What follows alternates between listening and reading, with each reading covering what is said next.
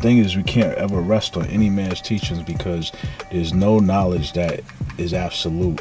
Knowledge comes in a way where it grows, you know what I'm saying, it evolves, it you know, you get piecemeal. You can't just get infinite amount of knowledge and fit it all into a limited amount of space, such as a brain or a body.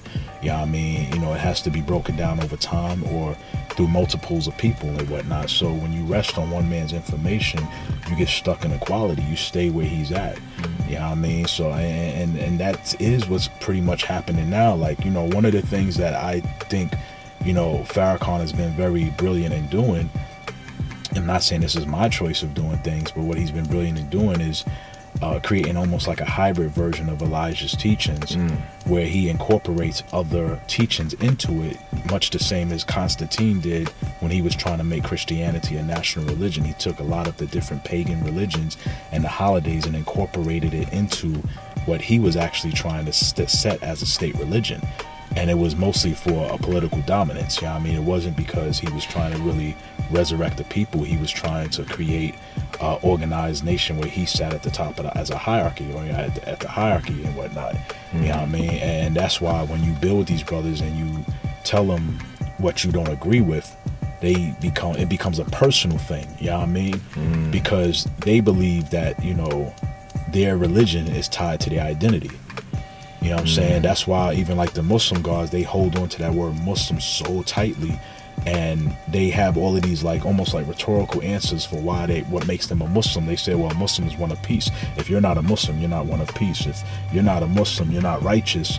And it's like, that's not why you call yourself a Muslim. You call yourself a Muslim because you want motherfuckers to know that you believe the Quran is the holy book. You want people to know that you practice Ramadan. You want people to know that your prophet is Muhammad or Elijah is your messenger. You want people to know that you belong in this set box of rituals and ideology. So it's not, you can play with that word as a tactic of converting people by saying, well, it just means one who submit to peace, because in that case, you know, you can go up to a person that's a Buddhist or a Rasta or a Jehovah's Witness and say, yo, aren't you about peace? Well, then you're a Muslim. And they can identify, they'll open up to your teachings now, so it makes it easier to teach.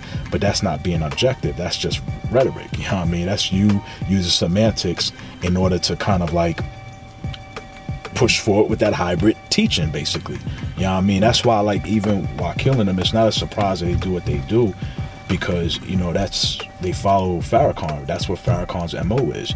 You know, every so often he takes from someone else's religion and incorporates it into Elijah, and he's able to take a lot of those followers out of that previous religion and bring them and convert them into the Nation of Islam.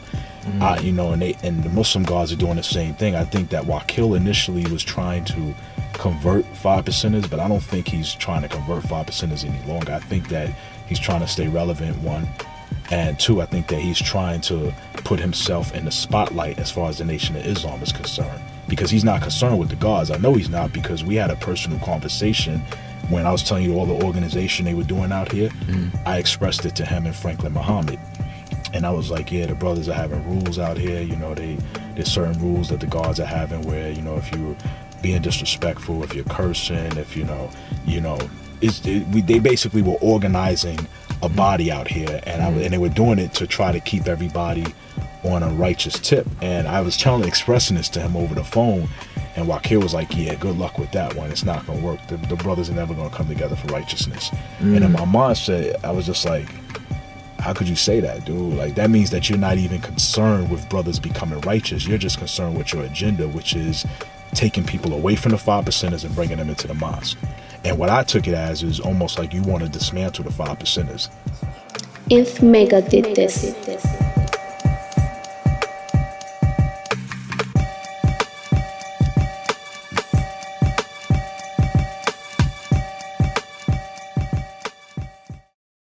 Peace. In celebration of each other, we support each other's hustle. Weight Life has sponsored this content. You can get a sweatshirt, t-shirt, or a hoodie at the Common Unity store of a law school in Mecca. Or just simply hit me up. I got the hookup. Peace.